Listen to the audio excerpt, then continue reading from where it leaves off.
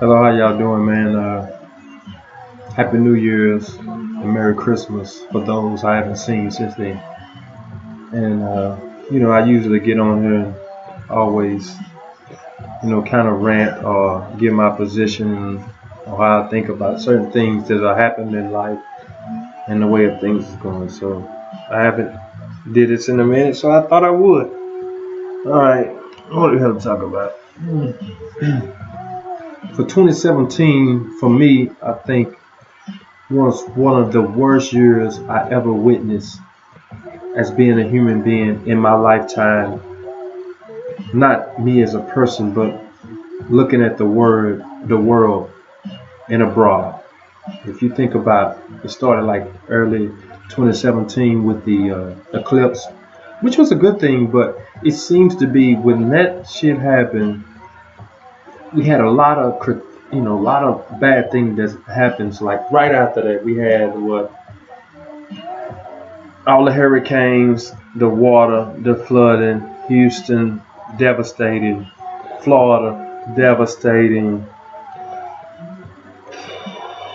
the islands devastating, and then we had fires in California that was record breaking, devastating, mudslides, devastating, earthquakes in Mexico, devastating. All this was record setting. Not only that, we done already peaked over into 2018, and what do we have? Same devastating stuff. More earthquakes, more devastating mudslides. Slavery of blacks still happening. You got the prime minister or whoever, I think this well or wherever the fuck it is, with Trump over there. Israel is deporting Africans immediately following Trump. And also we had the inauguration of President Trump. You know what I mean? I wish that you usually want a president to succeed, but this president, for him succeeding, would be the worst thing for mankind as a whole. This is not a war between Democrat or Republican. If you're the president of the United States and you're here to govern, you're here to govern for the people that also didn't vote for you. But this president seems to think he only governs for the people that voted for him, which he doesn't do that either. But the people are so fooled that they believe it. A majority of poor people need a lot of benefits. Not even only that, and a lot of those people are white that receive government assistance. Not only black, and probably a majority are white. I haven't did statistics on it, but these are serious issues that plague America. You know what I mean? Not only that, poverty, racism. For some reason, we can't get past it. And if you think about it, the most people that voted for Donald Trump were like in their 50s above or 60s. That's because when you're born, you don't see race or color. And the majority of the people, they are accepting all diversities from different backgrounds. People are not really racist no more. But when you have a president that comes in and says this rhetoric, and somebody that's so powerful that controls the United States, they start to take heed to it and listen to it. And then what happens is he takes these younger people and then it kind of pushes them into that way of racist. But unlike when I grew up, it really wasn't that diverse. You know what I mean? Like, I did grow up with a lot of whites and blacks, and I have not a racist bone in my body. But we have to state the facts.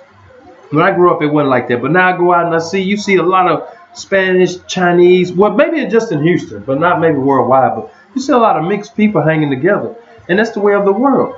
But that older generation would die until you get somebody that's in the White House preaching this, and other worlds follow our leadership. I've never been a follower, but you see it. You look around, not only talking in the highest high, think about it at the lowest level. You see people with skinny jeans. Now everybody wearing skinny jeans. Everybody get the beard. Everybody got the big beard.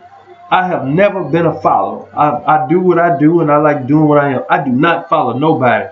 I have my own swag in the bag, cuz I don't follow nobody's lead. I do what's best for me and try to live the best life that I can live for me. And as I get older, I try to do what's best for me and my surroundings, my family, my circle. And I try to make my circle small because you have to eliminate people as you get older, because it ain't like when we was kids, we just hang out, everybody kicking, it's all fun. No. The older you get, it's all about business and trying to be successful. You know what I mean? I don't have enemies no more because I don't hold no grudge. You know, if we're not kicking it, I just don't fuck with you. And then when I see you, it's all good. Hey, what's up? How you doing? Blase, blase. But the people I surround myself with are just like what I would do if I'm with a woman. We have to be evenly yoked. We have to have something in common and trying to conquer the same goals. For even my friends, now, I ain't gonna be hanging around people. If I talk to them, I say, hey man, try to get this business off the ground, man. We need to do this and that and that. And they say, man, I got a new job. I'm trying to work overtime. We do not think the same. But that's cool. But you gotta be around the same people that think like you in any kind of relationship. But anyway. So as these years go, it's for me, I was just like, man, it's been a lot going on. It's been devastating for us. You know what I mean? I think more than anything, the United States done had the worst year that was possible. And it seems to be continuing. So you have to prepare for it. But me, giving my advice, which you have to take or you don't have to take, I concur not. Hopefully I can reach one person. What I'm going to do this year to start off the 2018 year is continue to grind, keep my circle small, show love to everybody, small in the circle of my enemies. You know what I mean? Make the circle of my enemies very small.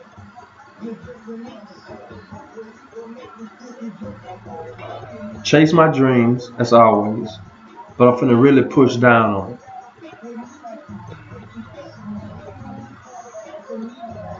And I'm going to get out and vote. And getting back to the Trump stuff,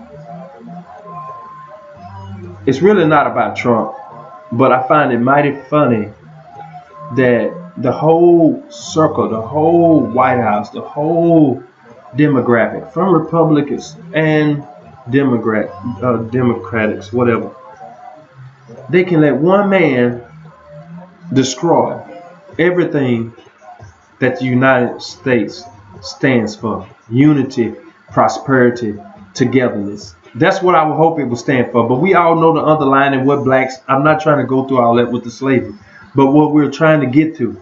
So you would let this one guy take us back in a circle and not stand up to him. It's mighty word that these people would not stand up to one guy. Like, what the fuck is he doing to where people cannot stand up to this man? Like, you don't have no dignity? You have no pride? You don't have no nothing? Like, I don't get it. Like, how can you let somebody take everything that you was raised on? All your morals and values just out the door to promote it. So my only rational thinking of this is he has a small circle of people that think like him, or which are probably white supremacists and the all-white ring, whatever they call it. And these people don't dress in no motherfucking white hats and white sheets anymore. They used to do that to hide their true identity, but they don't care anymore. They just do the demising and conquering of people of color in your face, but not put it out. They kind of hide it under sheets.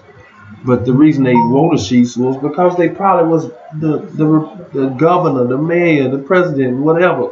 But Donald Trump has a long history of being a racist.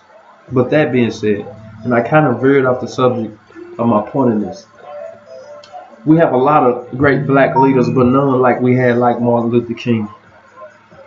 And it's weird. So as a church, you never get the church involved in politics, but they should be.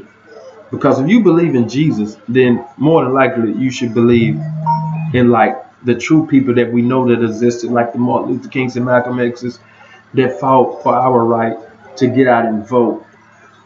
And a lot of people think it's all conspiracy, the vote don't matter. Yes, it do. That's why them people do their best to not let Mexicans and brown people or blacks vote, and they try to make sure you have IDs or slow down the process of voting. Because if we get out and vote and that sleeping giant, which they mean the drug sellers. If you have felons, you can fucking vote. I have a felon, I vote every year. You can vote.